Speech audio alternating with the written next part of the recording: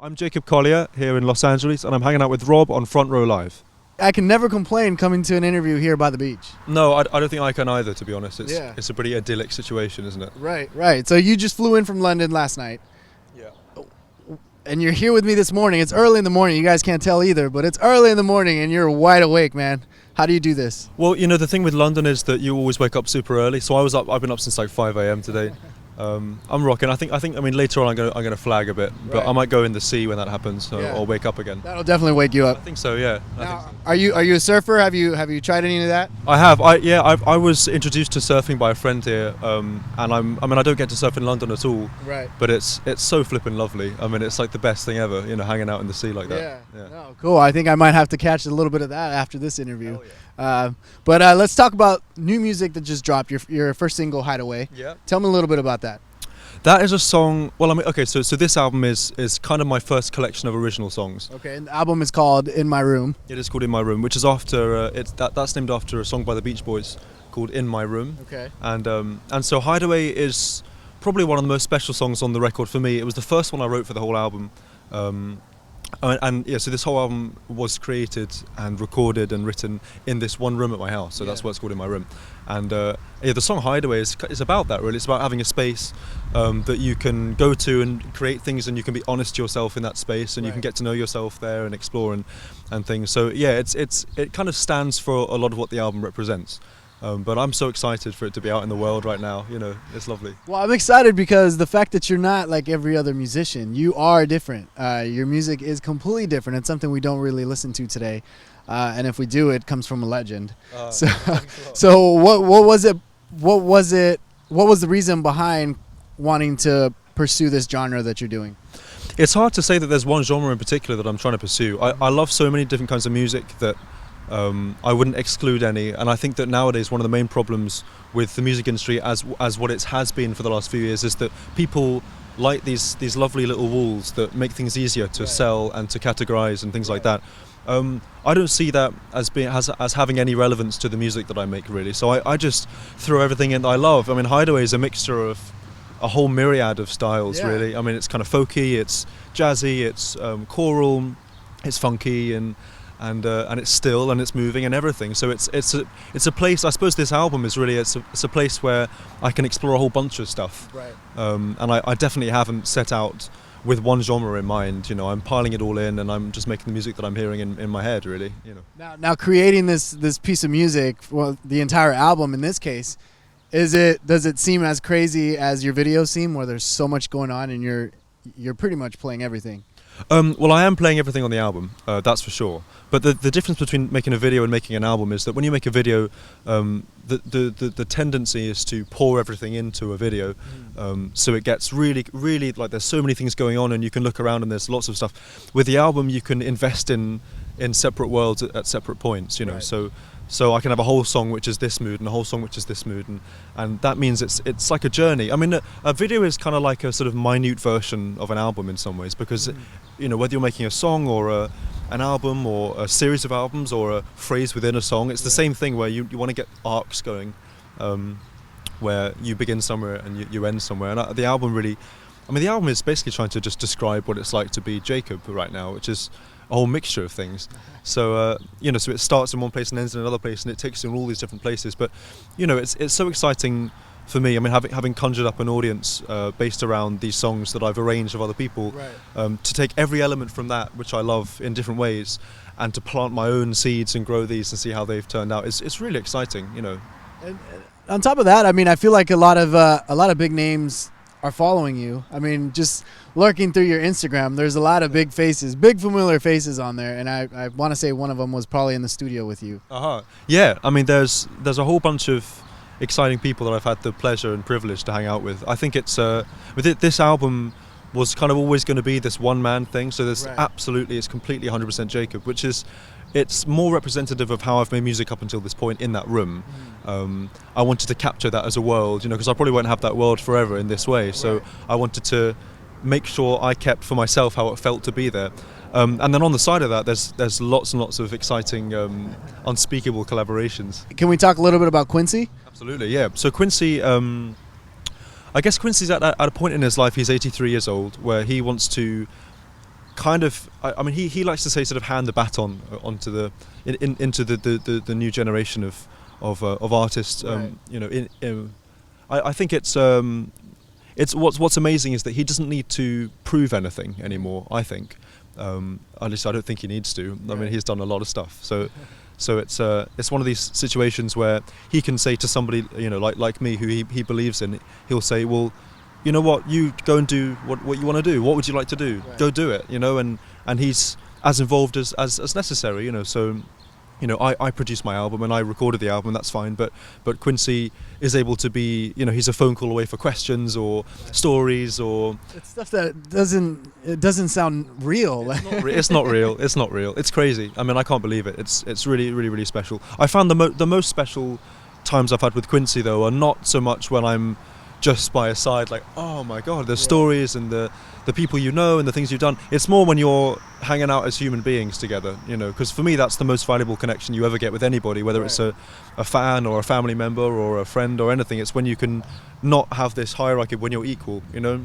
And so it's something that I kind of strive to attain, that wherever I am and whoever I'm with, you try and get some kind of equality. Otherwise, you can't make a valid connection. You know, really, you can be in awe of somebody, but that's not making a human connection. Right. So, I mean, when I've made human connections with Quincy, it's absolutely stunning. He's a pretty huge human being, you know, as far as that's concerned. Definitely is. And going back to this album, you said you produced it, you did everything yourself.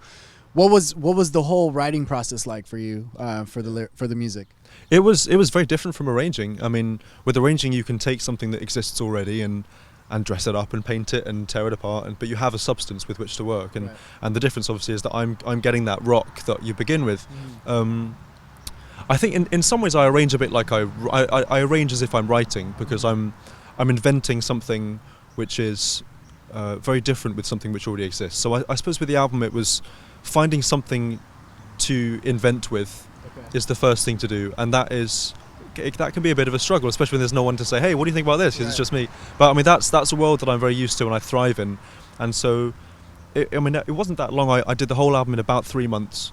And all by yourself too. That's unheard of. I think I was lucky not to have to, you know, pay for studio time and things, because I mean the whole thing is recorded at my family home, so it's a quite a luxurious world. But you know, I think without a deadline, you can invent an album forever and never stop. Of course. And that's dangerous. So I made sure there was a cap on it, and I just filled out my mind. There are lots of things that I've enjoyed listening to, of different styles, and certain of these I wanted to, you know, find something within that world, something that was, you know, slow and groovy, and something which was fast and funky, and something which was, you know, just kind of solo piano and voice. That was important to put one of those on there. So I mean, everything exists on this album, and it's very exciting. When you actually go out and perform, what is a performance by Jacob like?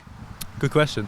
I've just been inventing for the last year or so. I've invented this solo one-man show with a guy named Ben Bloomberg, who's at MIT. He's a grad student at MIT in Boston. Okay. And we've created a whole bunch of instruments which have never been created before in the history of the world. In order to make it possible, it's really hard. You know, I can't stand and play multiple instruments without some crazy, crazy shit going on. So what's exciting is that I've kind of conceived things I've wanted to try and achieve. For example, one instrument that we've created is an instrument where I can sing a note and play notes on a keyboard, and it sends those notes into it sends my voice into those notes, and out come this kind of chorale-esque harmony. And recording multiple voices is something I love to do like the most. You know, I've done it loads, and so now I can stand on the stage and do that in real time, and that feels kind of special. You like to put a lot of voices in your songs. Is there such thing as too many voices? No, I don't think so. I think that if you think about voices as an instrument, then a voice is as much an instrument as anything else. So it's just layering these things on top. I mean, I think that there's such a thing as too many ideas or too many things, too many notes. But I think one of the things I love to do when I record voices is to, say I have a chord, certain notes in that chord. I mean, each note has a different personality in the Right. chord. It does something different to the harmony. So one voice, like the lower voices, I might record each note 2 or 3 times, maybe 5 times, and each of those is panned in a different place. So for example, the bass note, often with bass I do one here and one here and one here and one here, and it's the same note but 4 different takes. And then the fifth above that note, the next one up, that might be 2, one here and one here.